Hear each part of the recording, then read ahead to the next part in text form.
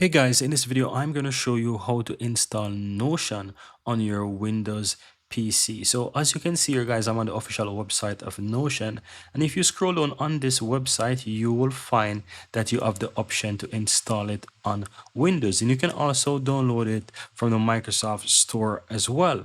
Now alternatively, in case you're inside your account of the Notion website, you can easily download it for Windows as well. And all you have to do to find that is simply click on your profile on the upper left hand side, and you will have a little drop down there, and it will show you the option to get Windows app. So you can click on that. It's gonna go ahead and quickly start it automatically download for you. As you will see there, it's doing so on the upper right hand side, and once that is done, you will be able to install that version on your computer. So as you can see, it's done. And if I open up my download folder as well guys, you will see that I have that on my computer. So you just need to run this application and install it on your PC.